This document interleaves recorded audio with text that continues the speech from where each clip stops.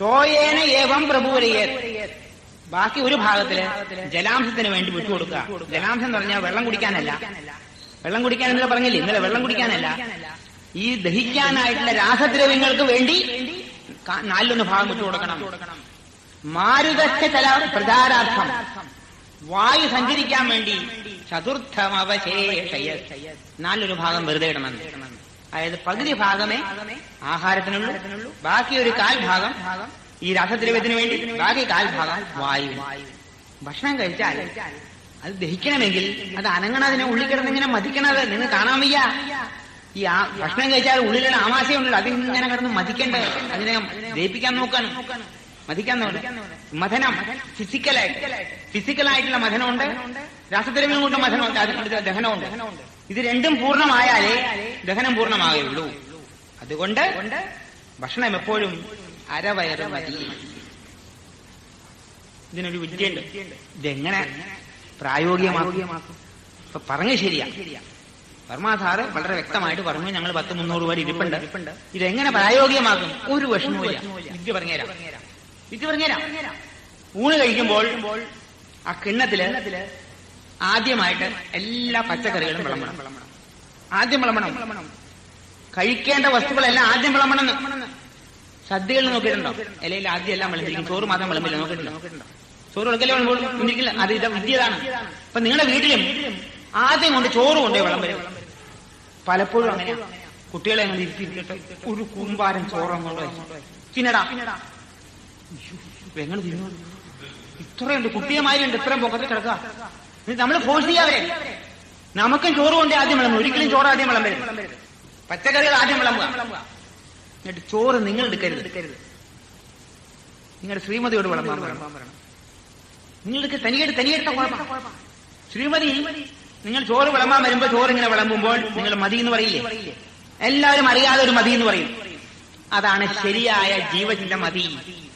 പിന്നെ മേടിക്കുന്നതൊക്കെ കൊതിയ. അപ്പൊ ചോറെന്നുള്ളത് ആദ്യം മേടിക്കണ ചോറ് മതി, അത് പിന്നെ മേടിക്കരുത്. ഈ ചോറിനെ നിങ്ങൾക്ക് 4 കറികളുണ്ടെങ്കിൽ 4 ആയിട്ട് വിഭജിക്കാം. ഓരോ കറിക്കും വേണ്ടി 4 ആയി വിഭജിക്കാം. പ്രശ്നം തീർന്നു. പച്ചക്കറി കൂടുതൽ മേടിച്ചോളും. പച്ചക്കറി കൂടുതൽ മേടിച്ചാൽ നിങ്ങൾക്ക് കുഴപ്പമില്ല, വയറ് ഹെവി ആവില്ല. ഈ ചോറാണ് ഹെവി ആയിരിക്കുന്നത്. ചോറ് വളരെ ഹെവിയാണ്. ചോറ് അതിന് ചിലപ്പോഴാണ് പ്രശ്നം. പച്ചക്കറി കൂടുതൽ മേടിച്ചാൽ കുഴപ്പമില്ല. ഈ 4 ആയിട്ട് വെച്ചിട്ട് പച്ചക്കറി എനിക്കിത് അവിയൽ ഇനിയും വേണം, അവിയൽ മേടിച്ചോളൂ. ആ ചോറ് ഇനിയില്ല. അവിയല്, ഓലൻ, എരിശ്ശേരി, തോരനുണ്ട്. അപ്പൊ 4 ആയിട്ട് വിഭജിക്കണം. മനസ്സിലായില്ലേ? അപ്പൊ അവിയലിന് വേണ്ടി ചോറ് 4-1, തോരന് വേണ്ടി ചോറ് 4-1, പിന്നെ എരിശ്ശേരിക്ക് 4-1, ഇലക്കറിക്ക് 4-1. ഈ 4 പാടുള്ളൂ. എല്ലാം കൂടെ ആദ്യം അവിയൽ വെച്ചിട്ട് ഇനിയും കൊണ്ടുവന്ന് പറയുന്നു. ചോറ് രണ്ടാമതും മേടിക്കരുത്. ആദ്യം മേടിച്ച ചോറ് കൊണ്ട് തൃപ്തിപ്പെടൂ. നിങ്ങൾ എല്ലാവരും സദ്യക്ക് പോകുമ്പോഴും ആ ചോറ് വിളമ്പുമ്പോൾ നിങ്ങൾ മതി എന്ന് പറയും, പിന്നെ ചോറ് മേടിക്കരുത്. ഇങ്ങനെ ഇരുന്നാൽ പ്രശ്നം വളരെ വേഗം പരിഹരിക്കാം. ലളിതമായ രീതിയാണ്. ശ്രമിച്ചു നോക്കൂ. അധികം ഭക്ഷണം കഴിച്ചാൽ അധികം ഗുണം കിട്ടുന്നുള്ള വിചാരം കളയും. ശരിയാണ്. എല്ലാ ഭക്ഷണവും കഴിക്കുമ്പോഴും തൃപ്തിയോടുകൂടി കഴിക്കും. എല്ലാ പച്ചക്കറിയും കഴിച്ചോളൂ. കഴിക്കണ്ടെന്നല്ല പറഞ്ഞു. ആ സ്വാദോടുകൂടി കഴിച്ചോളൂ. പക്ഷേ ആ പച്ചക്കറികൾക്കാണ് സ്വാദ്, ചോറിന് സ്വാദില്ല എന്നറിയാമല്ലോ നിങ്ങൾക്ക് എല്ലാവർക്കും. നിങ്ങൾ കഴിക്കുന്ന ചോറിന് ചുമ്മാ കഴിക്കാൻ സ്വാദുണ്ടോ? ഒരു സ്വാദുമില്ല. ആ ചോറ് തിന്നാനായിട്ട് ഉപ്പും മുളകും പുളിയുള്ള വസ്തുക്കൾ വേണ്ടേ? പച്ചക്കറികൾ വേണം. അപ്പൊ പച്ചക്കറികള് കഴിക്കുമ്പോൾ അങ്ങനത്തെ ചോറിന് സ്വാദുള്ളൂ. അപ്പൊ ചോറ് കൊണ്ട് വയറ് നിറയ്ക്കാന്നുള്ള വിചാരം കളയും. പലപ്പോഴും പലരും പറയാറുണ്ട്, ഒരു 24 ഉഴി അരിയെങ്കിലും അകത്തി എന്നില്ലെങ്കിൽ എങ്ങനെയാ സാറേ? ഇപ്പൊ നിങ്ങളുടെ ഇത് പ്രകാരം ഉഴി അരിയെങ്കിലും കഴിക്കാൻ പറ്റണില്ല, ഇങ്ങനെ പോയാ എവിടെയാ അവസാനം? ഇതൊക്കെ ചോദിക്കുന്ന ആൾക്കാരെ എനിക്കറിയാം, പലരും ചോദിക്കാറുണ്ട്. മുമ്പ് 24 അരി കഴിച്ചിരുന്നു, ഇപ്പൊ ഉഴി അരി കഴിക്കാൻ പറ്റണമെന്ന് നിങ്ങളുടെ നിയമപ്രകാരം. ഞാൻ പറഞ്ഞു അത് മതി. സുഖമായി ജീവിക്കണോ ഭൂമിയിൽ? തിന്നാൻ വേണ്ടി ജീവിക്കല്ലേ, ജീവിക്കാൻ വേണ്ടി ഭക്ഷണം കഴിക്കണം. തിന്നാൻ വേണ്ടി ജീവിച്ച അപകടമാണ്. അനാരോഗ്യം, അനായുഷ്യം. ഞാൻ വീണ്ടും പറയണില്ല. അസ്വർഗം, ജാതിഭോജനം, അപുണ്യം, സദ്യക്ക് പോകുമ്പോൾ നിങ്ങൾ ആരും നോട്ട് ചെയ്യില്ല. പക്ഷെ വേറെ വല്ല വീട്ടിൽ പോയി നിങ്ങൾ ഭക്ഷണം കഴിക്കാൻ പോകുമ്പോൾ നോട്ട് ചെയ്യും നിങ്ങളെ. വന്നു തീറ്റപ്പണ്ടം പറയും. നേരിട്ട് പറയില്ലേ, ഉള്ളിൽ തോന്നും. ശപിച്ചും കൊണ്ടായിരിക്കും പലപ്പോഴും ചോറ് വിളമ്പണത്. അരുത്. ലോകവിദുഷ്ടമായിട്ടുള്ള ജീവിക്കേണ്ട ആവശ്യം. ഭക്ഷണം കഴിച്ചോളൂ. ഭക്ഷണം കഴിക്കുമ്പോൾ തൃപ്തിയോടുകൂടി കഴിക്കൂ. പകുതി വയറ് കഴിക്കാനായിട്ടുള്ള സംവിധാനം നമ്മൾ മനസ്സുകൊണ്ട് തൃപ്തിപ്പെടുത്തി കഴിക്കുന്നു. എത്ര സുഖം ഉണ്ടാവുമെന്നറിയാമോ? വളരെ സുഖം കിട്ടും ഇങ്ങനെ ചെയ്താൽ. ഈ മാറ്റം വരുത്തുമ്പോൾ ചോറ് വളരെ കുറച്ച് മതി. ഞാൻ എപ്പോഴും പറയും, എന്റെ വീട്ടില് വളരെ കുറച്ച് ഞാൻ ചോറ് കഴിക്കാറുള്ളൂ. എന്റെ മകളുടെ കുട്ടിയുണ്ട്, 4 വയസ്സായ കുട്ടി. ആ കഴിക്കുന്ന കുട്ടിയുടെ ചോറും ഞാനും ഒരേമാതിരി കഴിക്കും. അപ്പൊ വൈഫ് പറയുന്നത് എന്താ ഇത്, ഇത്രയും മതിയോ? മാത്രമല്ല, ഇപ്പൊ ഞാൻ താമസിക്കുന്ന വീട്ടിൽ തന്നെ അവിടുത്തെ കുട്ടികളൊക്കെ വളരെ കുറച്ച്, എല്ലാവരും ചോറ് വളരെ കുറച്ച് കഴിക്കുള്ളൂ. ചോറല്ല പ്രധാനം അവിടെ. പച്ചക്കറികൾ ഒരുപാട് ഉണ്ടാക്കിയിട്ട് ചോറ് വളരെ കുറച്ച് കഴിക്കുള്ളൂ. അത് കാരണം പ്രശ്നമില്ല. ചോറ് വളരെ കുറച്ച് കഴിക്കുള്ളൂ. ഇത്തിരി ചോറ് ഒരു വിളമ്പും, അത് മതി. പച്ചക്കറികൾ 2-3 ഐറ്റം ഉണ്ടാകുമ്പോൾ അത് കഴിച്ചിട്ട് തൃപ്തിപ്പെടുക. അപ്പൊ അതുകൊണ്ട് ഓവർലോഡിങ് വരികയില്ല. ഈ പുളിച്ച തേട്ടം ഉണ്ടാവില്ല, പൂർണ്ണ തേപ്പും ഉണ്ടാവില്ല. അപ്പൊ ഇത്രയും കാര്യം നമ്മൾ ശ്രദ്ധിക്കാം. എത്ര തവണ ഭക്ഷണം കഴിക്കണം, ഇതും ഒരു പ്രശ്നമാണ്. ഇന്ന് അതിന് യാതൊരു നിയമവും നമ്മളില്ലെന്നാ പറഞ്ഞത്. നിയമമുണ്ട്. ഈ ശരീരശാസ്ത്രം പഠിച്ചിട്ടുള്ളവർക്ക് നിയമമുണ്ട്. പഠിക്കാതെ ചുമ്മാ ഓരോന്നും പഠിച്ച് ഞാൻ ഈ ഡിഗ്രി പാസ്സായിട്ടുണ്ട്, ഞാൻ പറഞ്ഞതാണ് തത്വം, ഞാനെന്ന് പറഞ്ഞുകൊണ്ട് നടക്കുന്നവർ വേറെ കാര്യം. 2 തവണ ഭക്ഷണം കഴിക്കാനേ വിധിയുള്ളൂ ശരീരത്തിന്. നോക്കൂ, ഐ കാൺ ഹെൽപ്പ് ഇറ്റ്. എന്റെ നിയമമല്ല. 2 തവണ ഭക്ഷണം കഴിക്കാനേ നിയമമുള്ളൂ. വേദവ്യാസനാണ് പറഞ്ഞിട്ടുള്ളത്, ഞാനല്ല പറഞ്ഞത്. 10,000 കൊല്ലം മുമ്പ് വേദവ്യാസനാണ് പറഞ്ഞിട്ടുള്ളത്. ആ പറഞ്ഞത് സായം പ്രാത മനുഷ്യാണാം അശനം വേദനിർമ്മിതം. അതും അദ്ദേഹം വേദനിർമ്മിതം എന്നാ പറഞ്ഞത്. അദ്ദേഹം പറഞ്ഞല്ല, വേദവ്യാസം പറഞ്ഞ് വേദനിർമ്മിതം എന്നാ പറഞ്ഞത്. വേദിക കാലം മുതലേ ഉണ്ടെന്ന്. മനുഷ്യന്റെ അനാദികാലം മുതലുള്ള നിയമമാണിത്. സായം പ്രാത മനുഷ്യാണാം അശനം വേദനിർമ്മിതം. നാന്തരോ ഭോജനം കുര്യാത് ഉപവാസ വിധിർസഹ ന പ്രഭാതേ ന സന്ധ്യോർ ന അർദ്ധരാത്രോ കഥാജന. എത്ര ഭംഗിയായിട്ട് പറഞ്ഞേക്കുന്നത്, വളരെ ഭംഗിയായിട്ട് പറഞ്ഞേക്കണേ. സായം പ്രാത മനുഷ്യാണാം അശനം വേദനിർമ്മിതം. സായങ്കാലത്ത്, അതായത് സന്ധ്യയ്ക്ക് മുമ്പോ, സന്ധ്യ കഴിഞ്ഞാലും കുഴപ്പമില്ല. പ്രാതകാലം, പ്രഭാതമല്ല, മധ്യാഹ്നവുമല്ല, പ്രാതകാലം. നമ്മളെല്ലാവരും കാലത്തെ ആഹാരത്തിന് പ്രാതൽ എന്നാ പറഞ്ഞല്ലേ. ആ പ്രാതത്തിന് എപ്പോഴാണ് പറയാം? പ്രാതല് പ്രഭാതത്തിലല്ല, എണീറ്റ ഉടനെയല്ല, മധ്യാഹ്നവുമല്ല. ഏകദേശം ഒരു 10-11 മണിയാവുമ്പോഴാണ് ആ വിശപ്പുണ്ടാവുകയുള്ളൂ. ആ വിശപ്പ് സമയത്ത് ഭക്ഷണം കഴിക്കാം. അത് കഴിഞ്ഞ് സന്ധ്യയ്ക്ക് മുമ്പോ ഭക്ഷണം കഴിച്ചാലും നോക്കൂ, 8 മണിക്കൂർ വരും അവിടെ ഗ്യാപ്പ്. 10 മണിക്ക് നിങ്ങൾ ഭക്ഷണം കഴിച്ചാൽ വൈകുന്നേരം 6 മണിയാകുമ്പോഴത്തേക്കും 8 മണിക്കൂർ ഗ്യാപ്പ് വന്നു. വൈകുന്നേരത്തെ ഭക്ഷണം കഴിക്കണം. സൂര്യൻ അസ്തമിക്കുന്നതിന് മുമ്പ് ഭക്ഷണം കഴിക്കുന്നതായിരുന്നു വിധി. അതാണ് വൈകുന്നേരം പ്രാതകാലം സായങ്കാലം എന്ന് പറയാൻ കാരണം. സൂര്യൻ അസ്തമിച്ചു കഴിഞ്ഞാൽ ഭക്ഷണം കഴിക്കാൻ പാടില്ല. ശരിക്കും നല്ല ദഹനം പൂർണ്ണമാകുകയില്ല.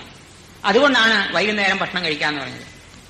അപ്പോ അത് മാത്രമല്ല, അന്തരോ ഭോജനം കുര്യാൽ, ഇതിനിടയ്ക്കൊന്നും കഴിക്കല്ലേ എന്ന്. ഉപവാസ വിധികൾ സഹ, അത് ഉപവാസമായി തന്നെ ഇരിക്കട്ടെ.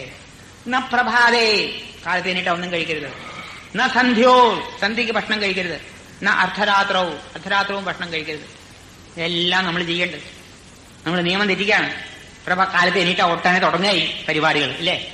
അവസാനമില്ല അതിന്, നിയമമില്ലാതെ.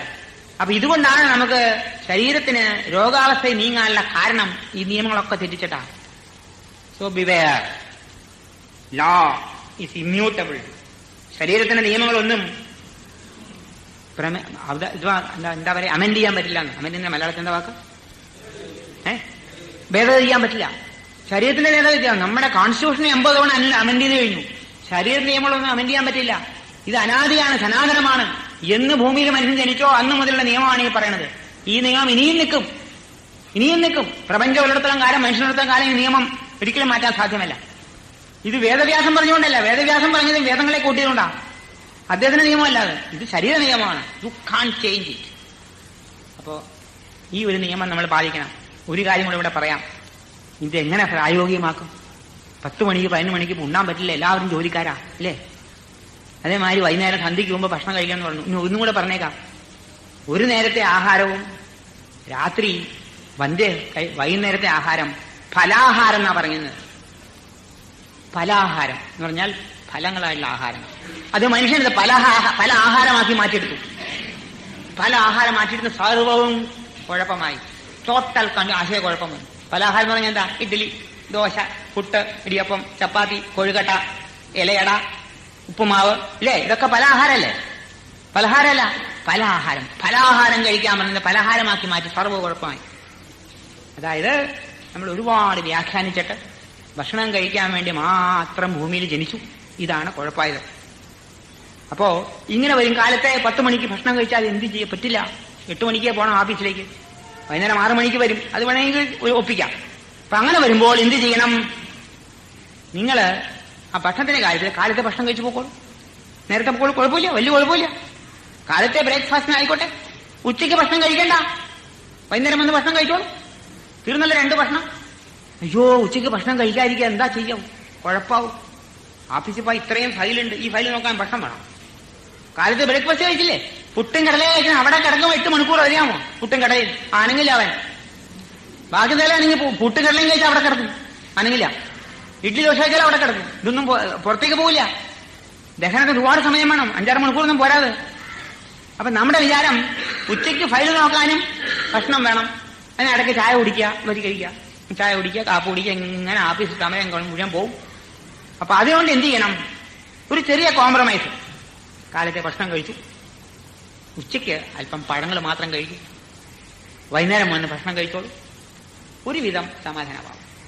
ഞാൻ നിയമം തെറ്റിക്കുകയാണ്, മനഃപൂർവ്വം തെറ്റിക്കുകയാണ്. ഇന്നത്തെ മനുഷ്യന് ഇത് പറഞ്ഞില്ലെങ്കിൽ ഇത് മുമ്പോട്ട് പോകാൻ സാധ്യമല്ല. അതുകൊണ്ട് പറയാണ്, പറ്റുമെങ്കിൽ നിയമം പാലിക്കണം. അപ്പൊ ഞാൻ പറഞ്ഞല്ലോ, ഞാൻ കാലത്ത് ഇത് നിയമം അറിഞ്ഞ ഉടനെ കാലത്ത് പഴം കഴിച്ചു, ഉച്ചയ്ക്കും പഴം കഴിച്ചു, വൈകുന്നേരം വന്നാൽ ഊണ് കഴിച്ചു. ഞാൻ ഒരിക്കലും ഭക്ഷണം കഴിച്ചുകൊണ്ട് ജോലി ചെയ്യാൻ സാധ്യമല്ല. നിങ്ങൾ കാലത്തെ ഭക്ഷണം കഴിച്ച് പോയി ഓഫീസിൽ പോയി ഞാൻ ഉറക്കം തൂങ്ങും. അതാണ് നിങ്ങൾ ചായ കുടിക്കാൻ തോന്നുന്നത്. ഭക്ഷണം കഴിച്ചാൽ ഉടനെ ഓഫീസിൽ പോകുമ്പോൾ ഉറക്കം തൂങ്ങി, ഇങ്ങനെ ഉറക്കം തൂങ്ങും. അപ്പൊ ചായ കുടിക്കും, ചായ കുടിച്ച് ഉറക്കം പോകും, ഇല്ലേ? ഇതാണ് നടക്കുന്നത്. അപ്പൊ ശരിയല്ല അത്. അപ്പൊ ഞാൻ എങ്ങനെയാ മാറ്റിയെടുത്തത്? എന്നെമാര് സാധ്യമല്ല. ഞാൻ പറഞ്ഞെന്നുള്ളൂ. കാലത്തെ ബ്രേക്ക്ഫാസ്റ്റ് വല്ലതും കഴിച്ചോളൂ, ഉച്ചയ്ക്ക് പഴങ്ങൾ കഴിക്കൂ. ജോലി ഇല്ലാത്തവരാണെങ്കിൽ കാലത്തെ കുറച്ച് പഴം കഴിച്ചിട്ട് ഉച്ചയ്ക്ക് ഊണ് കഴിക്കൂ, രാത്രി ഊണ് കഴിച്ചോളൂ. തീർന്നല്ലോ, പ്രശ്നം തീർന്നല്ലോ. അപ്പൊ ഒരു നേരം പഴം ഫലാഹാരം, കാരണന്മാര് പറഞ്ഞത്. 2 നേരം ധാന്യാഹാരം.